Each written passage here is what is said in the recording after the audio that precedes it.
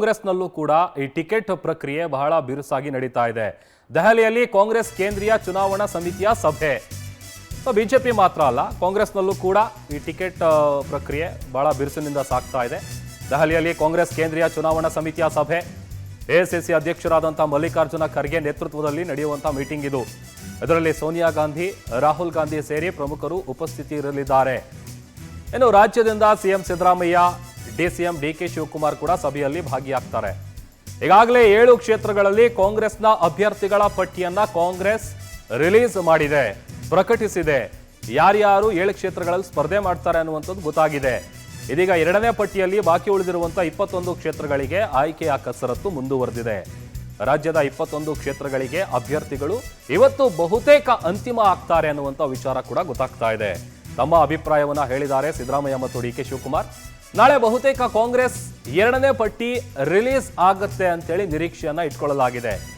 ಯಾರಿಗೆಲ್ಲ ಟಿಕೆಟ್ ಅನ್ನ ನೀಡಲಾಗುತ್ತೆ ಅನ್ನುವಂಥ ವಿಚಾರ ಕೂಡ, ಯಾಕಂತಂದ್ರೆ ಈಗ ಆಲ್ರೆಡಿ 7 ಕ್ಷೇತ್ರದಲ್ಲಿ ಯಾರೆಲ್ಲ ಸ್ಪರ್ಧೆ ಮಾಡ್ತಾರೆ, ಯಾರು ಅಖಾಡದಲ್ಲಿ ಇರ್ತಾರೆ ಅನ್ನುವಂಥ ವಿಚಾರಕ್ಕೆ ಸಂಬಂಧಪಟ್ಟಂತ ಲಿಸ್ಟ್ ಅನ್ನ ಈಗ ಆಲ್ರೆಡಿ ಕಾಂಗ್ರೆಸ್ ಅನೌನ್ಸ್ ಮಾಡಿದೆ. ನಾಳೆ ಒಂದು ವೇಳೆ ಏನಾದರೂ 2ನೇ ಪಟ್ಟಿಯನ್ನ ರಿಲೀಸ್ ಮಾಡಿದ್ರೆ ಉಳಿದಂತ 21 ಕ್ಷೇತ್ರಗಳಲ್ಲಿ ಯಾರ್ಯಾರು ಅಖಾಡಕ್ಕೆ ಧುಮುಕ್ತಾರೆ, ಯಾರ ಹೆಸರು ಮುಂಚೂಣಿಯಲ್ಲಿದೆ, ಯಾರ ಹೆಸರುಗಳು ಕೇಳಿ ಬರ್ತಾ ಇದೆ. ಕಾಂಗ್ರೆಸ್ನಲ್ಲೂ ಕೂಡ ಕೋಲಾರ ಟಿಕೆಟ್ಗೆ ಬಹಳ ದೊಡ್ಡ ಮಟ್ಟದ ಫೈಟ್ ಶುರುವಾಗಿದೆ. ಮಾಜಿ ರಾಜ್ಯಸಭಾ ಸದಸ್ಯ ಎಲ್ ಹನುಮಂತಯ್ಯ ಟಿಕೆಟ್ಗೆ ಪಟ್ಟು ಹಿಡಿದಿದ್ದಾರೆ ಎನ್ನುವಂತ ವಿಚಾರ ತಿಳಿದು ಬರ್ತಾ ಇದೆ. ಹೈಕಮಾಂಡ್ ಬುಲಾವ್ ಮೇರೆಗೆ ದೆಹಲಿಗೆ ಸಚಿವ ಮುನಿಯಪ್ಪ ಕೂಡ ತೆರಳಿದ್ದಾರೆ. ಕೋಲಾರ ಕ್ಷೇತ್ರದ ಮಾಜಿ ಸಂಸದರು ಆಗಿರುವಂತ ಮುನಿಯಪ್ಪ ಅವರು ತಮ್ಮ ಕುಟುಂಬಕ್ಕೆ ಟಿಕೆಟ್ ಅನ್ನ ಕೇಳ್ತಾ ಇದ್ದಾರೆ. ಸಚಿವ ಮುನಿಯಪ್ಪ ಅವರು ಅಂದ್ರೆ ತಮ್ಮ ಕುಟುಂಬಕ್ಕೆ ಟಿಕೆಟ್ ಪಡ್ಕೊಳ್ಳುವಂತ ಲಾಭಿ. ಈ ಬಾರಿ ರಾಜ್ಯಸಭೆ ಟಿಕೆಟ್ ಎಲ್ ಹನುಮಂತಯ್ಯ ಅವರಿಗೆ ಮಿಸ್ ಆಗಿದೆ. ಹಾಗಾಗಿ ಕೋಲಾರ ಟಿಕೆಟ್ಗೆ ಎಲ್ ಹನುಮಂತಯ್ಯ ಇಲ್ಲಿ ಡಿಮ್ಯಾಂಡ್ ಮಾಡ್ತಾ ಇದ್ದಾರೆ, ಪಟ್ಟು ಹಿಡಿದಿದ್ದಾರೆ. ಇದು ಕಾಂಗ್ರೆಸ್ನ ವಿಚಾರಕ್ಕೆ ಸಂಬಂಧಪಟ್ಟಂತೆ ಆಗ್ತಾ ಇರುವಂತ ಬೆಳವಣಿಗೆ. ಯಾಕಂತಂದ್ರೆ ಕಾಂಗ್ರೆಸ್ನಲ್ಲೂ ಕೋಲಾರದ ಟಿಕೆಟ್ಗೆ ದೊಡ್ಡ ಮಟ್ಟದ ಫೈಟ್ ನಡೀತಾ ಇದೆ. ಮಾಜಿ ರಾಜ್ಯಸಭಾ ಸದಸ್ಯರಾದಂಥ ಎಲ್ ಹನುಮಂತಯ್ಯ ಏನಿದ್ದಾರೆ, ಅವರು ಇಲ್ಲಿ ಟಿಕೆಟ್ಗೆ ಪಟ್ಟನ್ನ ಹಿಡಿದಿದ್ದಾರೆ. ಹೈಕಮಾಂಡ್ ಬುಲಾವ್ ಮೇರೆಗೆ ದೆಹಲಿಗೆ ಸಚಿವ ಮುನಿಯಪ್ಪ ಅವರು ಕೂಡ ತೆರಳಿದ್ದಾರೆ. ಇಲ್ಲಿ ನೋಡಬೇಕಾಗುತ್ತೆ, ಇಲ್ಲಿ ಯಾವ ರೀತಿಯಾದಂಥ ಕ್ರೈಟೀರಿಯಾಗಳನ್ನ ಇಟ್ಕೊಂಡು, ಯಾವ ಮಾನದಂಡಗಳನ್ನ ಇಟ್ಕೊಂಡು ಯಾರಿಗೆ ಮಣೆ ಹಾಕುವಂತ ಕೆಲಸವನ್ನ ಕಾಂಗ್ರೆಸ್ ಹೈಕಮಾಂಡ್ ಮಾಡುತ್ತೆ ಅನ್ನುವಂಥದ್ದನ್ನ ಬಹುಶಃ ನಾವು ಆನಂತರದಲ್ಲಿ ಗಮನಿಸಬೇಕಾಗುತ್ತೆ. ಸಾಹೇಬರು ಭೇಟಿಗೆ ಬಂದಿದ್ದೀನಿ. ನಮ್ಮ ಪಕ್ಷದ ಅಧ್ಯಕ್ಷರಾದ ಡಿಕೆ ಶಿವಕುಮಾರ್ ಸಾಹೇಬರು ಭೇಟಿಗೆ ಬಂದಿದ್ದೀನಿ. ನಾನು ಕೋಲಾರ ಪಾರ್ಲಿಮೆಂಟರಿ ಕ್ಷೇತ್ರದ ಆಕಾಂಕ್ಷಿ ಕೂಡ ಇದ್ದೇನೆ. ಬಹುಶಃ ಇವತ್ತು 4 ಗಂಟೆಗೆ ನಮ್ಮ ಕೇಂದ್ರ ಚುನಾವಣಾ ಸಮಿತಿಯ ಸಭೆ ನಡೆಯುತ್ತೆ. ಬಹುತೇಕ ಎಲ್ಲ ಚರ್ಚೆಗಳು ಕರ್ನಾಟಕ ಮುಗಿದಿವೆ. ಈಗ ಅಂತಿಮ ಆಯ್ಕೆಗೆ ಮಾತ್ರ ಬಂದಿದ್ದಾರೆ.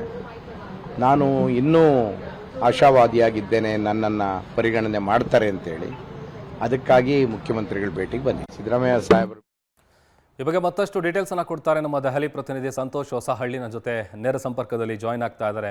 ಸಂತೋಷ್, ನಾವು ಒಂದ್ ಕಡೆ ಬಿಜೆಪಿ ವಿಚಾರಕ್ಕೆ ಸಂಬಂಧಪಟ್ಟಂತೆ ನೋಡ್ತಾ ಇದ್ವಿ, ಮತ್ತೊಂದು ಕಡೆ ಕಾಂಗ್ರೆಸ್ನಲ್ಲೂ ಕೂಡ ಬಹಳ ಬಿರುಸಿನ ಪ್ರಕ್ರಿಯೆ ನಡೀತಾ ಇದೆ. ಈ ಟಿಕೆಟ್ ಗೊಂದಲ ಏನಿದೆ, ಯಾರಿಗೆ ಟಿಕೆಟ್ ಅನ್ನ ಕೊಡಬೇಕು ಅನ್ನುವಂಥ ವಿಚಾರಕ್ಕೆ ಸಂಬಂಧಪಟ್ಟಂತೆ ಈ ಮೀಟಿಂಗ್ ನಲ್ಲಿ ಬಹಳ ಪ್ರಮುಖವಾಗಿ ಯಾವೆಲ್ಲ ಮಾನದಂಡಗಳನ್ನ ಇಟ್ಕೊಂಡು ಯಾರಿಗೆ ಟಿಕೆಟ್ ಅನ್ನ ಕೊಡಬೇಕು ಅನ್ನುವಂಥ ಚರ್ಚೆ ಆಗ್ತಾ ಇದೆ. ಜೊತೆಗೆ ಏನೆಲ್ಲ ಅಪ್ಡೇಟ್ಸ್ ಸಿಗ್ತಾ ಇದೆ ಈ ಕಾಂಗ್ರೆಸ್ನ ಟಿಕೆಟ್ ವಿಚಾರಕ್ಕೆ ಸಂಬಂಧಪಟ್ಟಂತೆ?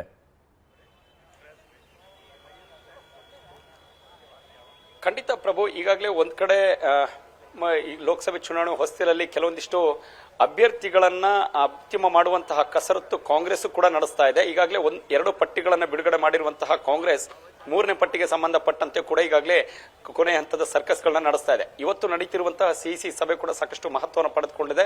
ಸುಮಾರು 8 ರಾಜ್ಯಗಳ ಸುಮಾರು 85ಕ್ಕೂ ಹೆಚ್ಚು ಅಭ್ಯರ್ಥಿಗಳ ಬಗ್ಗೆ ಇವತ್ತಿನ ಸಭೆಯಲ್ಲಿ ಚರ್ಚೆ ಕೂಡ ನಡೀತಾ ಇದೆ. ಅದರಲ್ಲಿ ಕರ್ನಾಟಕದ 21 ಕ್ಷೇತ್ರಗಳ ಅಭ್ಯರ್ಥಿಗಳ ಬಗ್ಗೆ ಕೂಡ ವಿಸ್ತೃತವಾದಂತಹ ಒಂದು ಚರ್ಚೆ ಕೂಡ ನಡೀತಾ ಇದೆ ಅಂತ ಹೇಳಿದ್ರೆ ತಪ್ಪಾಗ್ಲಿಕ್ಕಿಲ್ಲ. ಸಹಜವಾಗಿ ಬಾಕಿ ಉಳಿದಿರುವಂತಹ ಬಳ್ಳಾರಿ, ಬಾಗಲಕೋಟೆ, ವಿಜಯಪುರ, ಬೆಂಗಳೂರು ಉತ್ತರ, ಬೆಂಗಳೂರು ದಕ್ಷಿಣ, ಬೆಂಗಳೂರು ಸೆಂಟ್ರಲ್, ಜೊತೆಗೆ ಕೋಲಾರ, ಚಿಕ್ಕಬಳ್ಳಾಪುರ, ಚಿತ್ರದುರ್ಗ, ಮೈಸೂರು, ಉಡುಪಿ ಚಿಕ್ಕಮಗಳೂರು, ಚಾಮರಾಜನಗರ, ಮಂಗಳೂರು, ಉಡುಪಿ ಚಿಕ್ಕಮಗಳೂರು, ದಾವಣಗೆರೆ, ಹುಬ್ಳಿ, ಗುಲ್ಬರ್ಗ, ರಾಯಚೂರು, ಬೀದರ್, ಬೆಳಗಾವಿ ಮತ್ತು ಚಿಕ್ಕೋಡಿ, ಹೀಗೆ ಒಟ್ಟು 21 ಕ್ಷೇತ್ರಗಳ ಬಗ್ಗೆ ಇವತ್ತು ವಿಸ್ತೃತವಾದಂತಹ ಸಭೆಯನ್ನು ಕೂಡ ಕಾಂಗ್ರೆಸ್ನ ಸಿಇಸಿ ಸದಸ್ಯರು ನಡೆಸ್ತಾರೆ. ಮುಖ್ಯವಾಗಿ ರಾಜ್ಯದಿಂದ ಸಿಎಂ ಸಿದ್ದರಾಮಯ್ಯ, ಡಿಕೆಶಿ, ಉಪಮುಖ್ಯಮಂತ್ರಿ ಡಿಕೆಶಿ ಕೂಡ ಭಾಗಿಯಾಗ್ತಾ ಇದ್ದಾರೆ. ಜೊತೆಗೆ ಇನ್ನು ಸಿಸಿ ಸದಸ್ಯರು ಕೆಲವೊಂದಿಷ್ಟು ತಮ್ಮ ಅಭಿಪ್ರಾಯಗಳನ್ನು ಇವತ್ತು ವ್ಯಕ್ತಪಡಿಸುವಂತದ್ದು ಸಹಜವಾಗಿರುತ್ತೆ. ಯಾಕೆಂತ ಹೇಳಿದ್ರೆ 2-3 ಅಭ್ಯರ್ಥಿಗಳು ಕೆಲವೊಂದಿಷ್ಟು ಕ್ಷೇತ್ರಗಳಿಂದ ಹೀಗಾಗಿ ಆಕಾಂಕ್ಷಿಗಳಿದ್ದಾರೆ, ಅವರನ್ನ ಒಬ್ಬ ಅಭ್ಯರ್ಥಿಯಾಗಿ ಕನ್ವರ್ಟ್ ಮಾಡಬೇಕು ಅಂತ ಹೇಳಿದ್ರೆ ಅಷ್ಟು ಸುಲಭದ ಮಾತಲ್ಲ. ಯಾಕೆಂತ ಹೇಳಿದ್ರೆ ಜಾತಿವಾರು ಇರ್ಬೋದು, ಜಿಲ್ಲಾವಾರು ಸಾಮಾಜಿಕ ನ್ಯಾಯವನ್ನ ಕಾಂಗ್ರೆಸ್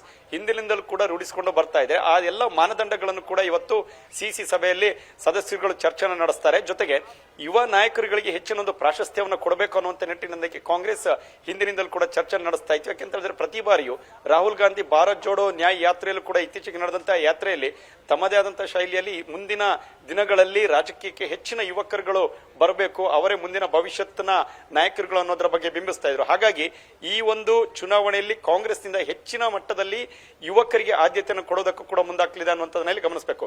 ಉಳಿದಂತೆ ಈ ಬಾರಿ ವಿಶೇಷವಾಗಿ ಕರ್ನಾಟಕದಿಂದ ಈಗಾಗಲೇ ಸಂಪುಟ ದರ್ಜೆಯ ಸಚಿವರುಗಳೇನಿದ್ದಾರೆ ಅವರ ಕುಟುಂಬಸ್ಥರಿಗೆ ಹೆಚ್ಚಿನ ಒಂದು ಮಣೆಯನ್ನ ಹಾಕಬೇಕು ಅನ್ನೋದ್ರ ಬಗ್ಗೆ ಚರ್ಚೆ ಆಗಿತ್ತು.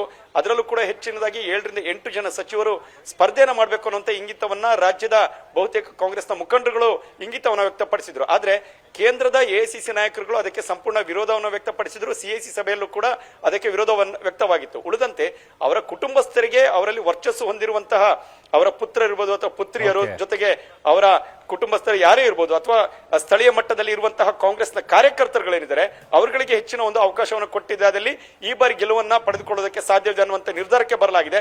ಅಂತಿಮವಾಗಿ ಈಗಾಗಲೇ ನಡೀತಿರುವಂತಹ ಸಭೆ ಕೂಡ ಇನ್ನೇನು ಒಂದು ಅರ್ಧ ಮುಕ್ಕಾಲು ಗಂಟೆಯಲ್ಲಿ ಅಂತಿಮವಾಗುತ್ತೆ. ಕರ್ನಾಟಕದ ಮಟ್ಟಿಗೆ ನಡೀತಿರುವಂತಹ ಸಭೆ ಬಹುಶಃ ಇವತ್ತಿನ ಸಭೆಯ ಬಳಿಕ ಇವತ್ತು ತಡರಾತ್ರಿ ಅಥವಾ ನಾಳೆ ಸಂಜೆ ವೇಳೆಗೆ ಕಾಂಗ್ರೆಸ್ನ ಸುಮಾರು 15 ರಿಂದ 18 ಆಸುಪಾಸಿನಲ್ಲಿ ಅಭ್ಯರ್ಥಿಗಳ ಒಂದು 3ನೇ ಪಟ್ಟಿ, ಕರ್ನಾಟಕದ 2ನೇ ಪಟ್ಟಿ ಬಿಡುಗಡೆ ಆಗುವಂತಹ ನಿರೀಕ್ಷೆಯನ್ನು ಇಟ್ಟುಕೊಳ್ಬಹುದು.